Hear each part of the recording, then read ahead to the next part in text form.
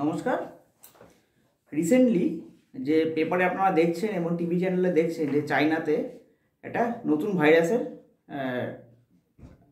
সংক্রমণে কিছু মানুষ আক্রান্ত হচ্ছেন, যেটা কিনা HMPV মানে হিউম্যান মেটানিউমো ভাইরাস, এবং ইন্ডিয়াতেও পাওয়া গেছে। হঠাৎ করে দেখলাম দুদিন আগে যে খবরের চ্যানেলগুলোতে খুব দেখাচ্ছে, বেঙ্গালুরুতে দুটো শিশু আক্রান্ত হয়েছে এবং ওয়েস্ট বেঙ্গলও কয়েকজন বাচ্চা আক্রান্ত হয়েছে। সেটা নিয়ে অনেক পেশেন্টরা জানতে চাইছিল যে এটা নিয়ে কি হতে পারে, আবার কি কোভিডের মতো লকডাউন হবে কিনা, বা অনেক মানুষ আক্রান্ত হবে, এরকম কোনো সিমটম হবে কিনা। সেটা নিয়ে বলার জন্য আজকে আমি এলাম। আমি ডক্টর কল্যাণ কুমার ভৌমিক, কনসালট্যান্ট ফিজিশিয়ান। প্রথমে বলে রাখি HMPVটা কি। HMPVর ফুল ফর্ম হচ্ছে হিউম্যান মেটানিউমো ভাইরাস।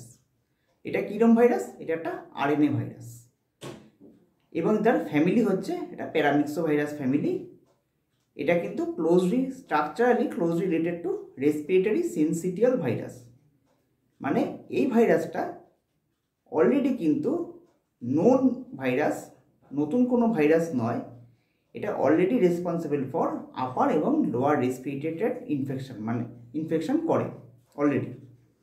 তবে RSV থেকে এই ভাইরাসটা কিন্তু লেস ভিরুলেন্ট, মানে এর সংক্রমণ করার ক্ষমতা কিন্তু রেসপিরেটরি সিনসিটিয়াল ভাইরাস থেকে খানিকটা কম।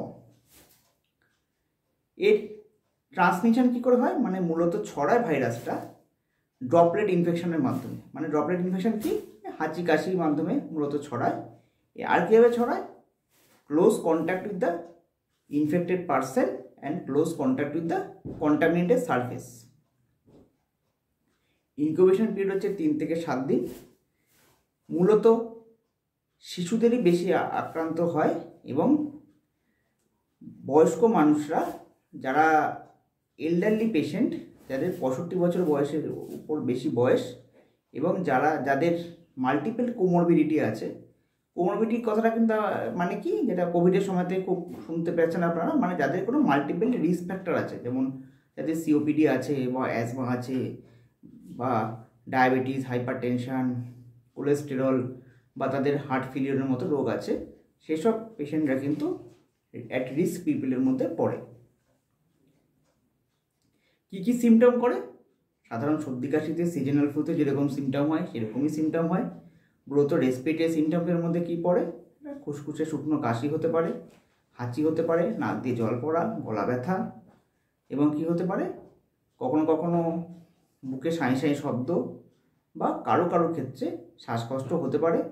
মূলত এল্ডারলি পেশেন্টদের এবং ইমিউনো কম্প্রোমাইজড, মানে বৃদ্ধ অশক্ত এল্ডারলি পেশেন্টদের, যাদের ইমিউনিটি পাওয়ার খুব কম, তাদের ক্ষেত্রে এটা অ্যাকুট এক্সারবেশন অফ COPD এবং অ্যাকুট এক্সারবেশন অফ অ্যাজমা করতে পারে। আর কিছু সিস্টেমিক সিমটম হতে পারে, যেমন হালকা জ্বর হওয়া, মাথা ব্যথা, হাত পা ব্যথা, এই সমস্ত সিমটম হতে পারে। এটা কি করে ডায়াগনোসিস করা যায়?